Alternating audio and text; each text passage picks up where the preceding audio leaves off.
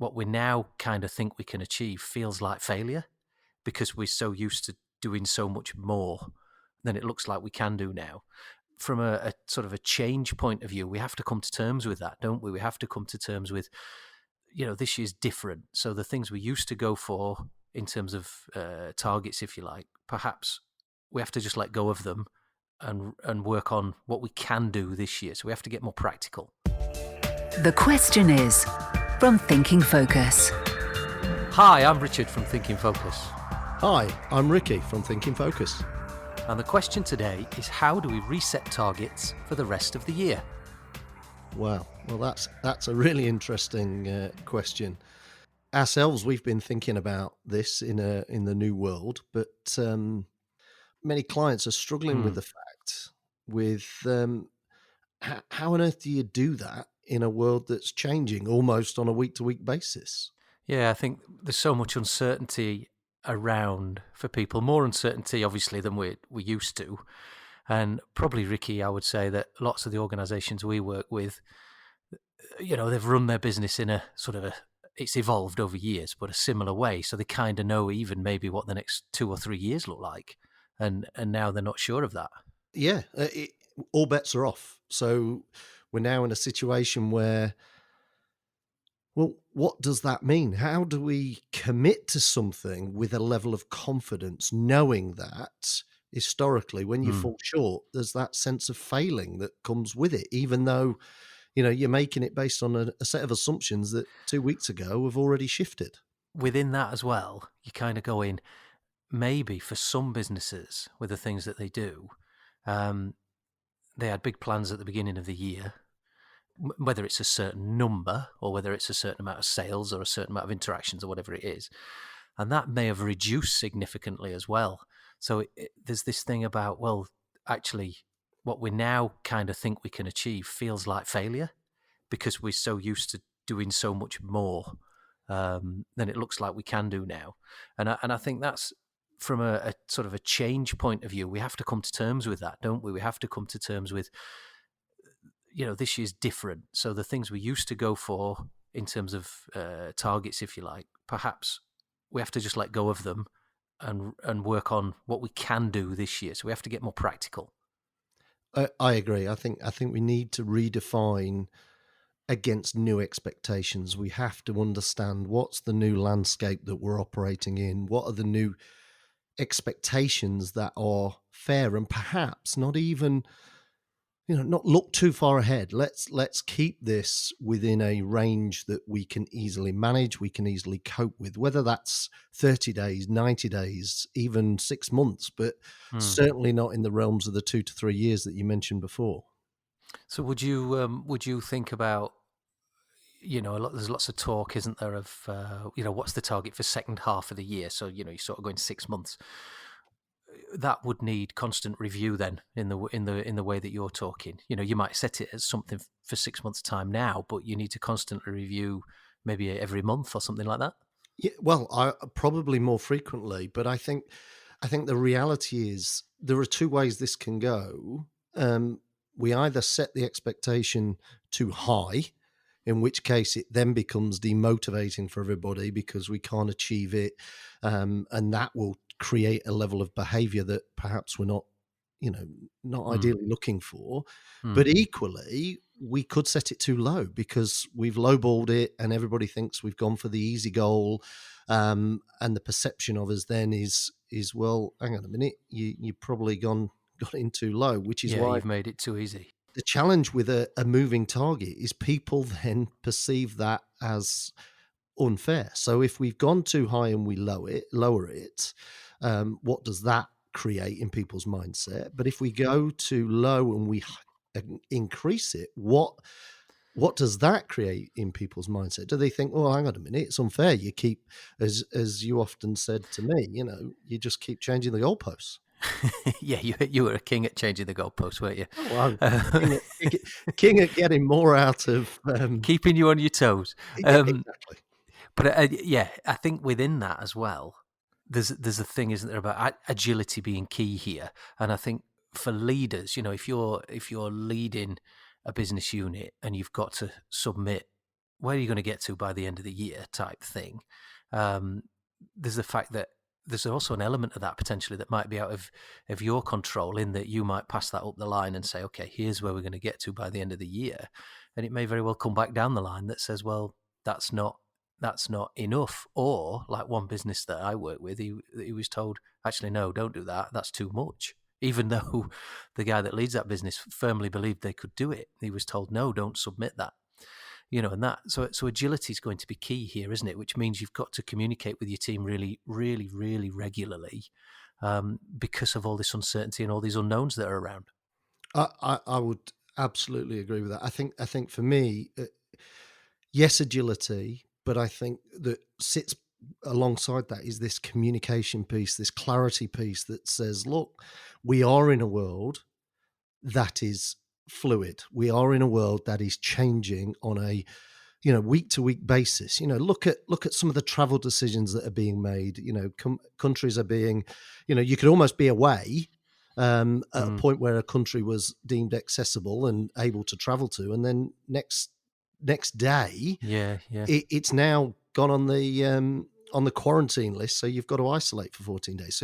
So when you think about the world is getting larger in 1 minute and then smaller the next, the impact of every decision we make is fluid, and therefore people need to be bought into the fact that we are going to be in a world of fluidity, and that means that targets may increase, they may come down as the landscape and the market opportunity changes, and we need to be reactive to that as best we can, but also, try and lead wherever we can. So it's one of these, there's no right answers anymore.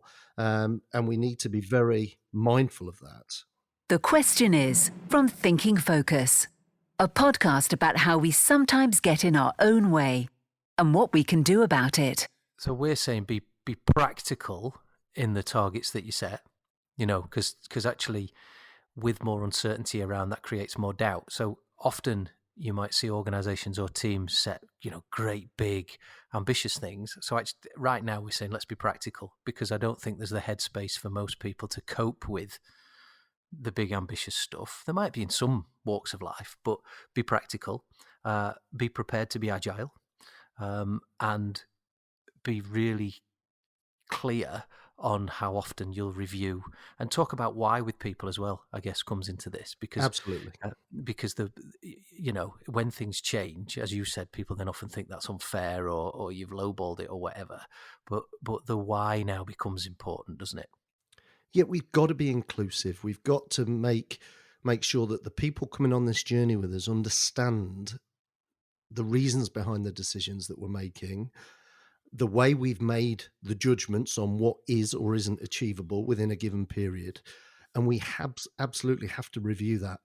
As if you're looking at, say, a call center, for example, they're on minute to minute, whereas you look at some other organizations with long lead times, they might be on a month to month basis.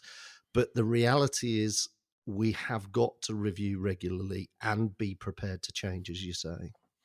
One of the things that strikes me as well is there's, when you think about setting targets, there's still a number of people in organizations out there that we talk to that feel a sense of unfairness about everything that's happened. Perhaps this was the year that they were going to smash all records. Perhaps this was the year they were going to finally land that big project. And for reasons outside of their control, those things are now not happening. So there is a sense of unfairness that some people feel. And that can mean that actually if you're resetting targets for the second half of the year and it doesn't look as ambitious as it did or as exciting as it did, you feel a bit disappointed.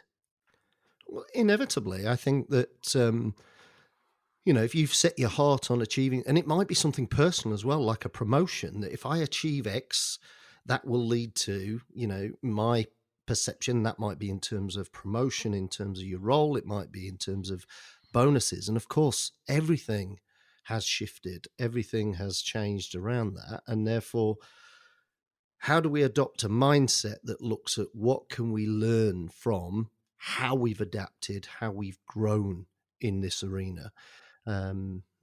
Otherwise, you end up driving yourself nuts chasing Part of the. that, Sorry, Ricky, go on. Driving yourself nuts, which, you know. Well, driving yourself nuts because you're not in control. And I think it's that lack of Yeah. control that often causes people to react in different ways. One of which is, well, what's the point? Or the other one is, okay, so what's the new game in town? How do we react and how do we respond to that?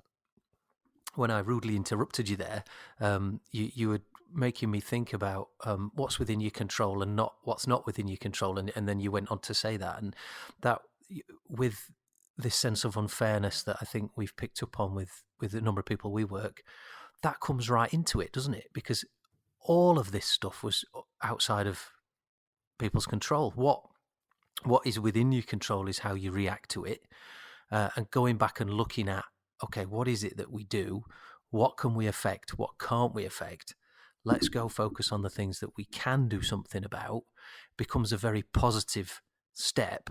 And often when we're feeling that sense of unfairness, it's because we're, and I use a strong word, we're wallowing in things that actually we can't do anything about. So I think, if you put that alongside a number of the other things that we've said, perhaps the first place to start is to go, look, what is within our control? What can we do in the second half of the year? Totally. I think the involving your people as a leader, involving your people in that process will mean they'll have views and opinions, and being included within that discussion at least will help them to understand not least the challenges that as leaders we're facing when we're making these tough choices around what to focus on, what not to focus on, what we're letting go of, what assumptions we're building, the new targets on, what assumptions we're building around what can or cannot be achieved. Because we know that we're going to get some of those answers wrong, not necessarily by design, but because the world shifts again. And everything's been up in the air, hasn't it? As you talk about that, it's not just been the marketplace we're in, but it's how we work within the marketplace. It's how we interact with customers. It's how we interact with each other. The laws and regulations and rules around how we do what we do have all been up in the air. So I think, would you agree that perhaps there's a bit more short-termism around now, but over the next 6 months, as we get more clarity about what the world looks like, we can then start gradually to go a bit further out again towards maybe 12 months, 2 years, 3 years. Of course, something terrible might happen between now and then, and that might not be possible. But if we sort of continue on the trajectory that we're on, would you agree that's probably a better place to start pushing our thinking out is maybe in 6 months' time? Yeah, I would agree. I think the key is that whatever that timescale is, it might be 3 months, it might be 9 months. But the only way we're going to know is by being on top of this, by regularly reviewing our progress, reassessing the way we work, the marketplace we operate in, the expectations that we're placing on ourselves, and being open to changing that. And the only way we can do that is to make sure that whatever we decide to go for, we assess it on a regular basis, but we also include our people in that journey so they understand when we are changing, it's not just because we're shifting the goalposts, it's because it's built on a set of assumptions that have now shifted. It's built on a set of expectations that now, actually are greater than we thought or lower than we thought, and therefore we can adapt and adjust to that. Okay. Thank you, Ricky. I've enjoyed discussing that topic with you for the last 15 minutes or so, and I'll look forward to resetting targets with you for the rest of the year. Well, thank you. Are we going to move the goalposts? You probably will, yeah. Next time on The Question Is. Obviously, the people who roll their sleeves up and do the work are going to do well, but the winners could actually be the political people, the people who come in and look at this through a slightly different lens of going, well, what's the opportunity for me right now? Thinking Focus works with teams and business units in organizations around the world, helping them achieve breakthroughs by enabling them to think differently. To find out more about our work and how we could help your organization, go to www.thinkingfocus.com.